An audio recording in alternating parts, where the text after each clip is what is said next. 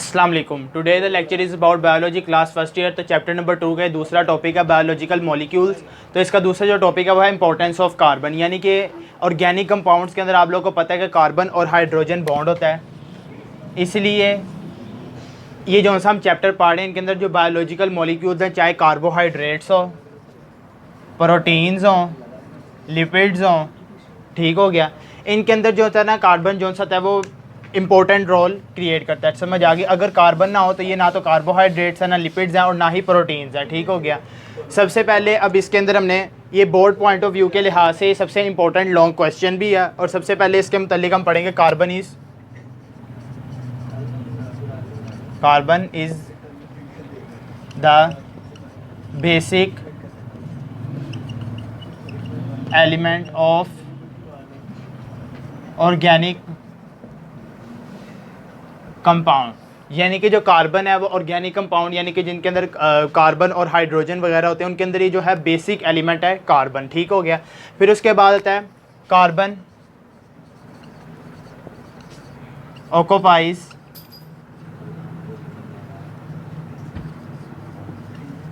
The central position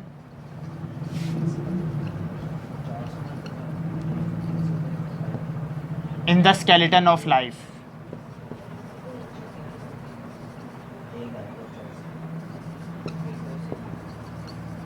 यानी कि जितने भी लिविंग ऑर्गेनिजम्स वगैरह हैं उनके जो ढांचे वगैरह, उनकी जो लाइफ वगैरह है, ठीक हो गया, उसके अंदर जो है कार्बन जो है मेन रोल किरदार अदा करता है। ठीक हो गया। फिर उसके बाद आता है कार्बन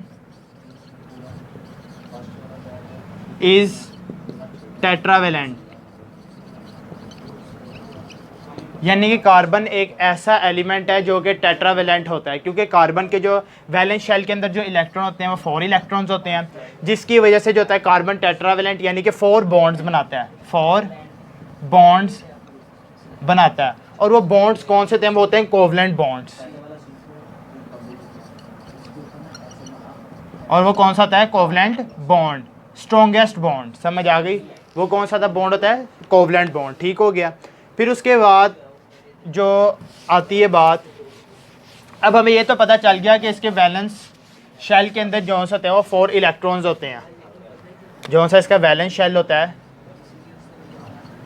वैलेंस शेल के अंदर कितने इलेक्ट्रॉन्स होते हैं? 4 इलेक्ट्रॉन्स होते हैं। ठीक हो गया। अब ये जो सा होता है, समझिए अगर मेरे पास 4 हाइड्रोजन है, अगर मैं कार्बन के साथ कंबाइन करूँ तो ये हाइड्रोजन ये बनाएगा, ये हाइड्रोजन, ये हाइड्रोजन और ये हाइड्रोजन। ठीक हो गया। और एक इसका स्ट्रक्चर बन गया मीथेन का। समझ आ गई? CH4। समझ आ गई? अब ये क्या बना रहा है? कोवलेंट बॉन्ड है। इसकी वैलेंसी कितनी थी? 4 इलेक्ट्रॉन थे। इसकी वैलेंसी भी कितनी है? 4 है। समझ आ गई? इसकी कितनी वैलेंसी है? 4 है। ठीक हो गया। तो जिसकी वजह से इसने बनाए 4 बॉन्ड्स, 1 2 3 और ये 4। ठीक हो गया। इसलिए इसको हम कहते हैं टेट्रावेलेंट, यानी कि 4 कोवलेंट बॉन्ड्स बनाने वाला। अब यहाँ पर आपके जो साइड बॉक्स के अंदर इसी टॉपिक के साइड बॉक्स में लिखा हुआ है कोवलेंट बॉन्ड के मुतालिक।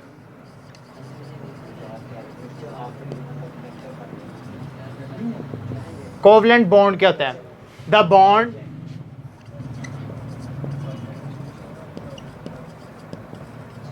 which is formed due to the mutual sharing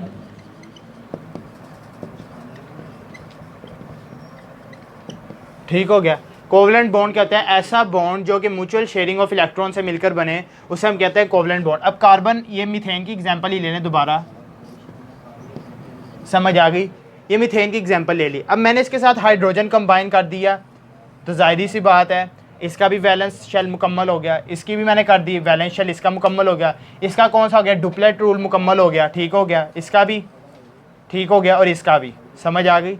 ये क्या है? कोवलेंट बॉन्ड, यानी कि इन दोनों ने अपनी म्यूचुअल शेयरिंग की, म्यूचुअल शेयरिंग के साथ इन्होंने मीथेन का मॉलिक्यूल बना लिया। ठीक हो गया। फिर उसके बाद अब इसके बाद आते हैं कार्बन स्ट्रक्चर्स कैसे बना सकता है। स्ट्रक्चर्स, अब हमें ये तो पता है कि कार्बन क्या है? टेट्रावेलेंट है। और ये कितने बॉन्ड्स बना सकता है? 4 बॉन्ड्स बना सकता है। अब इसके जो से स्ट्रक्चर्स होते हैं ना, वो होते हैं 3 टाइप्स के। एक होते हैं अनब्रांच, जिसकी कोई ब्रांच ना हो, एक होता है रिंग स्ट्रक्चर, और एक होता है ब्रांच स्ट्रक्चर।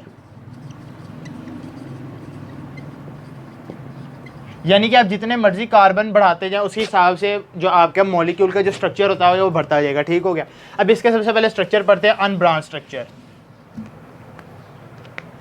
अगर अनब्रांच स्ट्रक्चर की बात करें,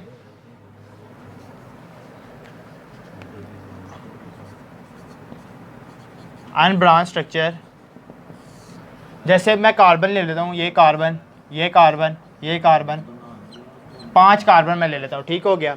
अब मैंने इसकी कोई ब्रांच नहीं निकालनी, बस सिर्फ मैंने इसके साथ हाइड्रोजन अटैच करते जाने। आप लोगों ने 10 क्लास में भी ऑर्गेनिक कंपाउंड चैप्टर नंबर 3 के अंदर पढ़ा हुआ है। ठीक हो गया। ये हाइड्रोजन केमिस्ट्री में, ये हाइड्रोजन, ये हाइड्रोजन,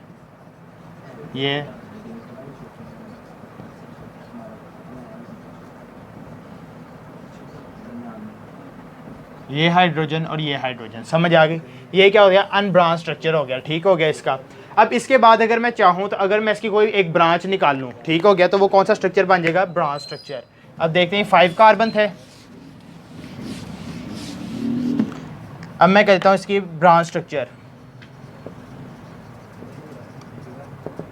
अब मैं यहाँ पे लेता हूँ कार्बन 1, 2 और ये 3।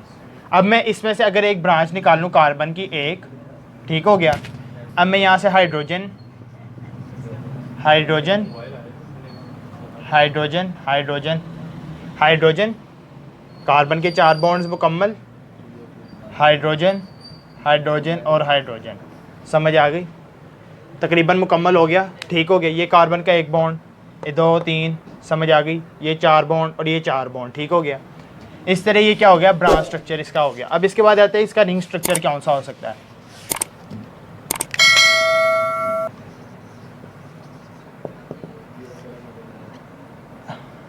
ये कार्बन, कार्बन,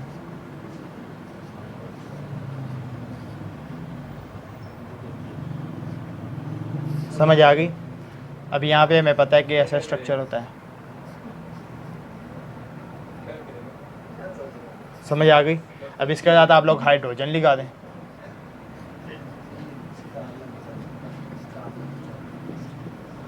ये क्या हो गया? रिंग स्ट्रक्चर हो गया। ठीक हो। फिर इसके बाद अब यहाँ पे एक इम्पॉर्टेंट MCQs है। Carbon carbon bond, carbon carbon bond forms the skeleton of organic compounds।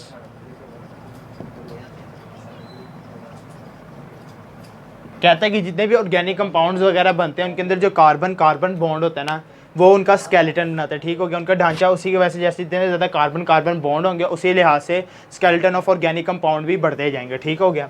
फिर इसके बाद अब इसके बाद हम बताते हैं कि कार्बन दूसरे एलिमेंट्स के साथ मिलकर कौन कौन से बॉन्ड्स बनाता है और बॉन्ड्स बना के वो किन किन चीज़ों में अहम किरदार अदा करता है। सबसे पहले कार्बन बॉन्ड बनाता है हाइड्रोजन के साथ, ऑक्सीजन के साथ, नाइट्रोजन के साथ, फॉस्फोरस के साथ और सल्फ़र के साथ। सबसे पहले तो ये जो आपकी किताब में दिए मैं सबसे पहले ये हैं। अब सबसे पहले जब मैं कार्बन और हाइड्रोजन का जब मैं बॉन्ड बनाऊँगा तो ये इसका इंपॉर्टेंट रोल क्या होता है? मेंटेन द सेलुलर एक्टिविटीज़, यानी कि आपकी जितने भी सेल की एक्टिविटीज़ वगैरह हैं वो किस बॉन्ड ने मेंटेन करनी है? कार्बन हाइड्रोजन बॉन्ड ने। ठीक हो गया। अब उसके बाद जब कार्बन और ऑक्सीजन का जो बॉन्ड बनता है जो कहता है ग्लाइकोसिडिक लिंकेज, ये सेम लिंकेज को कहते हैं ग्लाइकोसिडिक।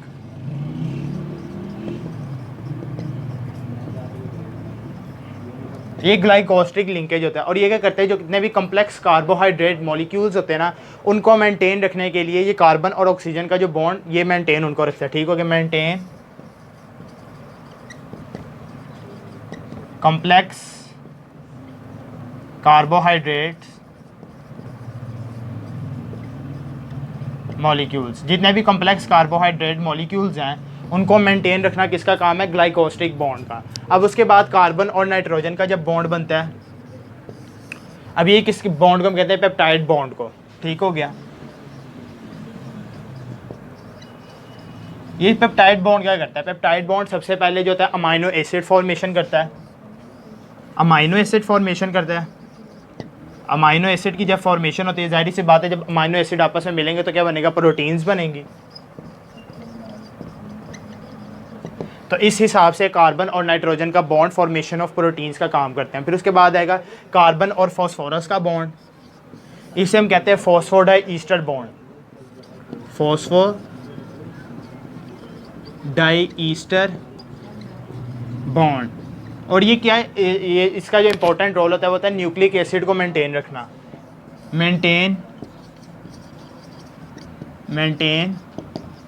Nucleic acids. अब न्यूक्लिक एसिड कौन से होते हैं? डीएनए, आरएनए के अंदर जो बैकबोन होती है फॉस्फोडाईस्टर बॉन्ड की वजह से ही मेंटेन रहती है। ठीक हो गया, डीएनए और आरएनए, समझ आ गई। फिर उसके बाद है कार्बन और सल्फर बॉन्ड,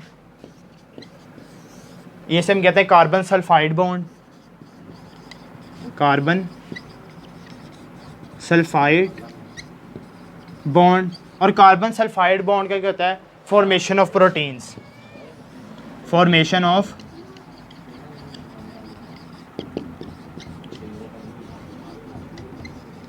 प्रोटीन्स। ये जो से बॉन्ड्स वगैरह हैं ज़्यादातर एमसीक्यूज वगैरह में पूछे जा सकते हैं। ठीक हो गया। अब इसके बाद और लार्ज और मैक्रोमोलिक्यूल्स और माइक्रोमोलिक्यूल्स के मुतालिक, अब इसके अंदर आता है कार्बन के अंदर लार्ज ऑर्गेनिक मॉलिक्यूल्स, जिसके अंदर कार्बन के अमाउंट ज़रा ज़्यादा हो तो उसे हम कहते हैं मैक्रोमोलिक्यूल्स। और इसके बाद दूसरे नंबर पे आता है स्मॉल ऑर्गेनिक मॉलिक्यूल्स।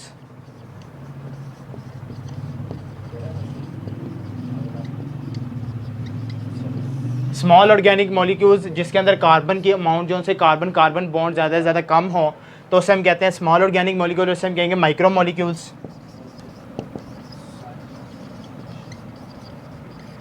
समझ आ गई।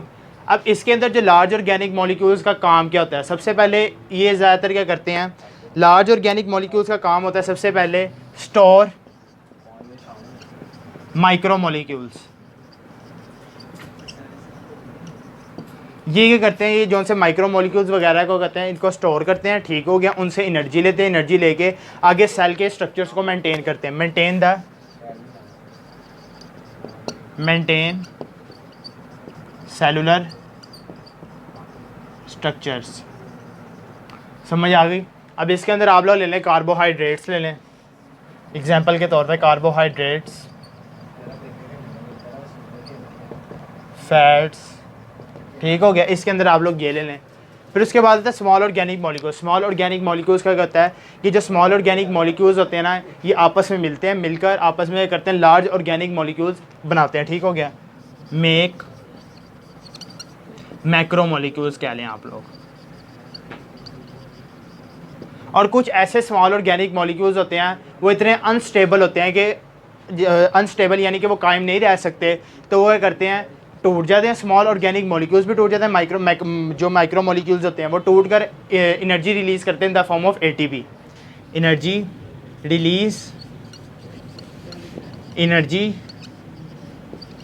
In the form of ATP, यानी कि वो एटीपी की फॉर्म में एनर्जी रिलीज़ कर देते हैं। ठीक हो गया। अब इसकी एग्जांपल आप लोग ले लें, ग्लूकोज ले लें, फैटी एसिड्स ले लें, ठीक हो गया, या अमाइनो एसिड्स वगैरह ले लें। ठीक हो गया। ये था importance of carbon, very important long question है बोर्ड पॉइंट ऑफ व्यू के लिहाज से। इसके अंदर शॉर्ट क्वेश्चन भी आते हैं। होप्स हो कि आपको लेक्चर समझ आ गया हो। Thank you very much. अल्लाह हाफिज़।